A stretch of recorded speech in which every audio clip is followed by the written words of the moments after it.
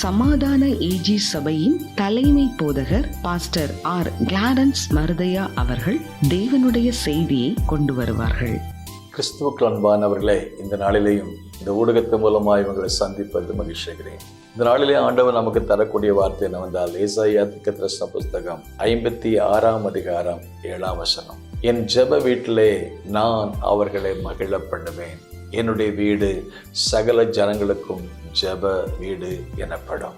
உலகத்தில் சந்தோஷமாக இருப்பதற்கு, நிம்மதியாக இருப்பதற்கு, திருப்தியாக இருப்பதற்கு, நாம் புசிப்பதற்கும் குடிப்பதற்கும் இளைப்பாறுவதற்கும் நமக்கு ஒரு இடம் தேவை. ஆண்டவருடைய வார்த்தையின்படி தேவன் தனிமையானவர்களுக்கு வீடு வாசல்களை ஏற்படுத்துகிறவர். என்னுடைய நண்பர் ஒருவர் சொன்னார், அமெரிக்க தேசத்துக்கு பிரயாணம் பண்ணி கொண்டு வந்தார். அவர் சொன்னார், அண்ணே, 1 மாதம் அமெரிக்கா முழுவதும் சுற்றி வந்தேன். எத்தனையோ இடங்களில் தங்கினேன். நல்ல பெரிய பெரிய ஹோட்டல்ஸ், பெரிய பெரிய வீடுகள்லாம் தங்கியிருக்கேன். ஆனால் வீட்டுக்கு வந்தால் தான் நிம்மதி என்று சொன்னார். அது 100க்கு 100 உண்மை. ஒரு தேவ மனுஷன் இதமாக சொல்கிறாரு, பிறந்த வீடுன்னு சொல்லி உண்டு, வளர்ந்த வீடு ஒன்று உண்டு, புகுந்த வீடு ஒன்று உண்டு. ஆகவே இவ்விதமாக பலவிதமான வீடுகளை குறித்து நாம் கேள்விப்படுகிறோம். ஆனால் எல்லாவற்றுக்கு மேலாக நமக்கு ஒரு நல்ல வீடு உண்டு, ஒரு தகப்பனுடைய வீடு உண்டு, அப்பாவுடைய வீடு உண்டு. நம்முடைய வீடுகளுக்கு என்ன பெயர் வச்சிருக்கோங்கிறது அவரவர் விருப்பத்துக்கு பெயரை வைத்திருப்பார்கள். ஆனால் ஆண்டவர் இயேசு தன்னுடைய வீட்டுக்கு என்ன பெயர் வைத்திருந்தால், என்னுடைய வீடு எல்லா ஜனங்களுக்கும் ஜெப வீடு எனப்படும்.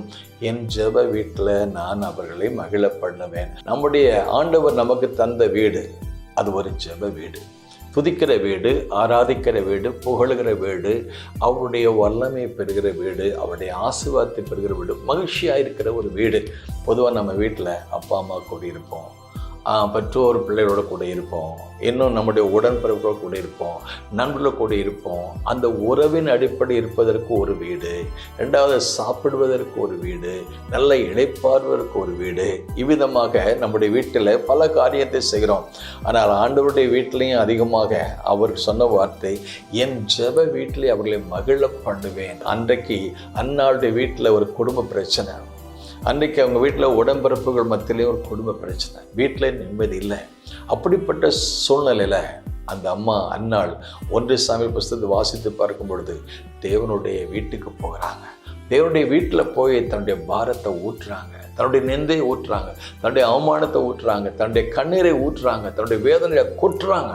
அந்த அம்மாவுடைய நிந்தை மாற்றப்பட்டது, அந்த அம்மாவுடைய கண்ணீர் மாற்றப்பட்டது, அந்த அம்மாவுடைய விண்ணப்பம் கேட்கப்பட்டது. அருமையான தேவனுடைய பிள்ளைகளை, இந்த நிகழ்ச்சியை கவனிக்கிற யாராக இருந்தாலும், அது பெண்களாக இருந்தாலும் சரி, அது ஆண்களாக இருந்தாலும் சரி, எங்கள் அப்பாவுடைய வீட்டில் பூர்த்தியான சாப்பாடு இருக்கிறது, நான் என் பசினால் சாக வேண்டும் என்று சொல்லி ஒரு இளையகுமாரன் சொல்வதை பற்றி கேள்விப்படுகிறோமே. இந்த நாளிலும் கூட ஒரு நல்ல செய்தி என்னவென்றால், நீங்கள் பிறந்த வீட்டில் ஒருவேளை மகிழ்ச்சி இல்லாமல் இருக்கலாம், ஒருவேளை வளர்ந்த வீட்டில் மகிழ்ச்சி இல்லாமல் இருக்கலாம், ஒருவேளை புகுந்த வீட்டிலையும் ஒரு மகிழ்ச்சி இல்லாமல் இருக்கலாம், நிந்தையும் பாடுகளையும் கண்ணீரையும் நீங்கள் அனுபவிக்கலாம்.